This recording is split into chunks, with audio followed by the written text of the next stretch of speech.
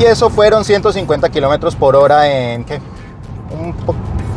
En un parpadeo, básicamente.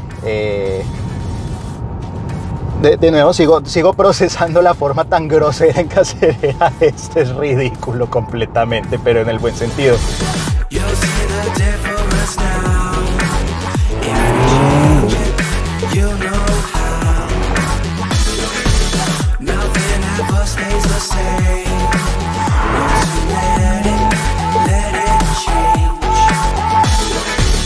It's like a family tree, part of you and part of me.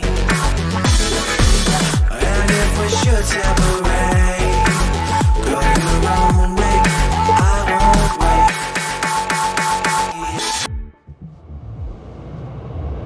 wait. Esto es un carro muy especial, un carro que llevo varias semanas queriendo manejar, y digo varias semanas porque me enteré que lo iba a manejar fue precisamente hace unas semanas atrás, y siempre me ha llamado la atención. Desde que lo vi en un salón de Nueva York por allá en el 2015 como una maqueta, todavía dije esto pinta muy bien, y ahora es una realidad. Esto es una marca con, digamos, sus headquarters están en California, pero de hecho se hace en Arizona. Esto es una marca americana, y de hecho vamos a ver muchas referencias americanas, desde el mismo color muy de los años 50, las referencias arquitectónicas de un diseño que es bastante lindo. Y eso que yo no hablo casi de diseño en mis pruebas, pero es que hay que mencionarlo. Esto es un carro que estéticamente tiene un gusto tremendo.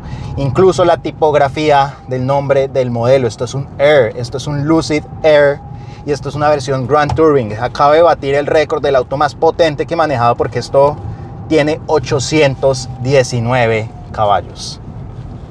Pero no es la potencia lo impresionante, no, es el torque. Esto tiene casi 1300 newtons. Es un número realmente grosero. Ups. Esto es un número realmente grosero de torque, y todavía lo estoy procesando. 1300 newtons es cuando lo pongo en este modo sprint. Y ahorita voy a desacomodarle todas las cámaras a Enrique, porque pues la aceleración, como es de esperarse, es sencillamente grosera para algo que de hecho es pesado, por obvias razones. Esto para unas 2,5 toneladas pues parece pesado, pero de hecho no lo es tanto, porque esto tiene una batería de 112 kWh. Esto es una batería gigantesca, y 2.5 toneladas es lo que pesa, por ejemplo, un Taycan con una batería de no más de 100 kilowatts. Aquí vamos a ver esta recta ahí. Y eso fueron 150 kilómetros por hora en ¿qué? En un parpadeo, básicamente. De nuevo sigo procesando la forma tan grosera en que acelera esto. Es ridículo completamente, pero en el buen sentido. Y justamente voy con Dave de Lucid, que nos está acompañando. Lo invité a que nos acompañara porque esto es una marca nueva, un producto nuevo que espero se quede en el mercado, que la gente lo valore. Y bueno, vamos a hablar de algunos aspectos del carro. So Dave, I was noticing that the development of this car is made by actual petrol heads. You can feel it actually. Absolutely. Yeah, because it's not that common that in a big electric car you choose to use fixed dampers. This is not a pneumatic suspension, fixed springs. Right. I mean, fixed Right. springs. Yes. Yeah, this is not a pneumatic suspension, because the dampening, actually, you can adjust it. Mm-hmm. But the feeling, the general feeling of the car, it's quite balanced. It is a really, really good balance between sportiness and refinement. You can always feel the road, but at the same time, the car is really smooth, so you can make a long travel, long distances in this car. So it's an unusual focus on a big electric car. So what can you tell me about this? Well, like you said, it's steel coil springs, fixed springs, semi-active dampers. You mentioned the difference between, not the fact that it doesn't have an air suspension. It's actually harder, I think, when you're trying to strike a balance in a car like this, because it is a luxury car. But as you said, the company, right from our CEO, Peter Rawlinson on down, are petrol heads. Peter's background includes time at Lotus, and so he wanted a car that would ride like a luxury car, but it had to be fun. And trying to strike that balance, I think, is in many respects harder when you're doing conventional coil spring suspension, because you can hide a lot of sins with an air spring suspension. But with coil springs, you know, that's all down to tuning. It's just like honest, straightforward tuning. You really have to know how to dial it in, and our vehicle dynamic and chassis team are just the best. Yeah, and it feels also quite natural in the steering department. It's a steering that you don't feel artificial in any way. Those little vibrations, that natural assistance, it's not too boosted. It feels really, really natural feedback. It gives you a lot of confidence. So really congratulations on that department, because dynamically this is a fantastic car. And whoops, what's this guy doing? But even there, you know, we have a selection of the 3 drive modes: smooth, swift, or sprint, and so the weighting of the steering will change in those 3 modes. So, you know, if you're in smooth, you want the steering to be a little bit lighter, you can do that. But as you get into the sportier settings of swift or sprint, it firms up a bit, and you can, you know, so you have that. Actually, it's really important that you mentioned that, because I'm gonna get into this highway and you have plenty of acceleration, more than enough actually, because there are more powerful versions of this car. But what I really like is, yeah, you mentioned the driving modes, but in many cases you change the driving modes and the car suddenly feels artificial. And this is not the case. The car feels natural. Yes. In between its driving modes, so that's also really positive. Yes. And that's like quite interesting in the electric car segment and in the big electric luxury car segment. The other thing is, y voy a mencionar ahora, es que el interior tiene unas soluciones ergonómicas tremendas en cuanto a que sí, es muy futurista, es muy avanzado, tiene toda la tecnología necesaria que uno espera de algo que cuesta unos $150,000. Sin embargo, no se complica la vida ni trata de reinventarse la rueda para mal, y además está bien armado. Si vamos a tener una referencia de esta cabina, es como un Tesla, pero bien hecho y bien pensado. Aquí no estamos simplificando en exceso todo. Los menús de las 2 pantallas, la verdad es que están muy bien resueltos. Y ahora regresando con Dave, what can you tell me about the ergonomics of this car? Because I've seen this car is quite compact for a big sedan. It's not more than 5 meters long. And then you have an excellent room, because, well, we don't have a combustion longitudinal engine. There are 2 electric motors, I believe, too. Yeah, 2 electric motors in this car. You have great room. And at the same time, those little corners of the car that are frequently abandoned, we can use them actually for storage. So this screen solution, if you can do it, it's actually quite nice. Yep. Well, starting with a sort of a target of having about a 5 meters length overall, the car really was, after that, designed from the inside out. So the question then was, because we're targeting about a 5 meter overall length, how do we then make the interior of the car as big as it could possibly be?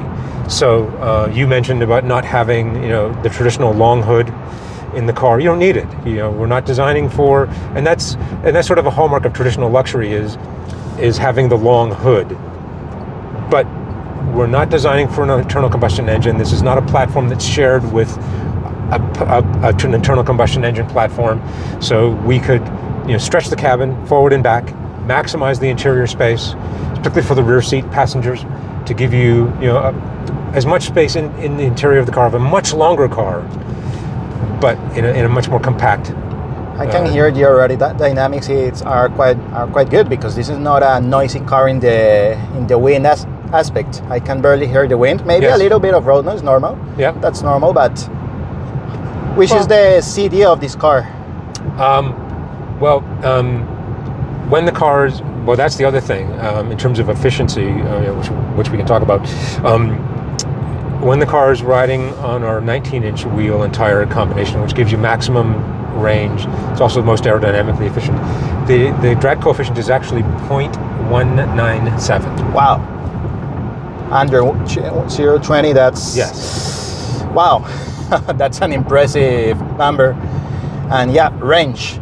This is an 819 horsepower car, almost 1,300 Newton meters, but it can make, on these 21-inch wheels, more than 700 kilometers. So Yeah, exactly right. that's And if you choose That's something, the 19-inch wheel entire package, then it becomes over 800 kilometers of Yeah. range. You know, the other thing about the space in the car and the storage space that you were mentioning before, the electric motors that were developed in-house by Lucid engineers are incredibly compact and light. So the whole electric motor, think about this as like your engine, transmission, differential, the motor, inverter, with the transmission, differential, everything, weighs 74 kilos. okay. And there, there's Wow. two of them. And there's, it's hard to visualize unless you see it, but we do this trick where we actually can put the electric motor with the inverter in a carry-on suitcase. Wow. It's that compact. Well, that's quite a development, and Right, yeah, you but save then weight. You save weight. Yes, absolutely. It's efficient. But then the engineers and the engineering team and the design team working together said, okay, well, how can we then design around these really compact electric motors to maximize the space that the car has inside for storage and such? And so that was the other thing, was not missing any opportunity to maximize the amount of space inside the car for passengers, for storage, for whatever. Okay, great. Well, Dave, we're really thankful of the opportunity to drive this very car. It's something quite difficult back in our country, and I'm going to go to Spanish now because I'll give a conclusion. So, bueno, aquí vamos, conclusión con esto. Estoy impresionado, esto es uno de los mejores carros que he manejado en mi vida. No necesariamente por lo poderoso que es, sino por lo bien resuelto y por lo bien definido que está su enfoque. Esto no trata de imitar un Tesla y eso es muy importante. Esto está hecho por gente a la que le gustan los carros. Dave nos decía una anécdota, y es que Lucid es una compañía pequeña y rentaron un Porsche 911 GT3 simplemente para compararlo con el prototipo y poder hacer un buen desarrollo de chasis, y realmente se nota. ¿Qué es lo único que uno puede decir así si uno se pone a buscarle algún aspecto mejorable? Muy poco realmente.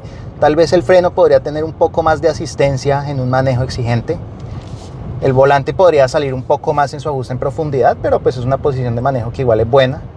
Y realmente poco más. Incluso siendo esto un carro de las primeras unidades armadas, prácticamente uno no encuentra ningún detalle en cuanto a su armado. Entonces, la verdad, Dave, again, congratulations for this really nice product. Thank you very much. I was telling that it is maybe one of the best cars I've driven, or maybe it's easily top 5. Oh, great. And it's good to see new proposals on cars that are made actually with some love. Actually, it's not an appliance, it's something that makes you feel something, so that's really important.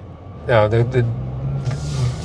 was a lot of passion and dedication that went into developing and designing this car, without question. Okay. People who really love cars, and I think that shows.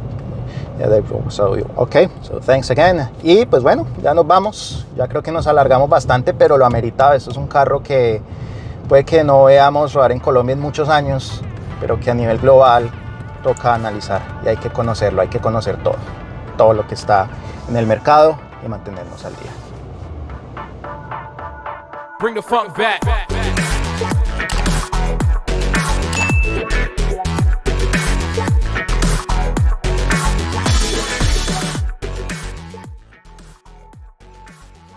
Ustedes, quienes nos ven, son lo más importante para nosotros, así que si les gustan nuestros contenidos, no olviden suscribirse a nuestro canal, darle like al video y activar la campanita de las notificaciones.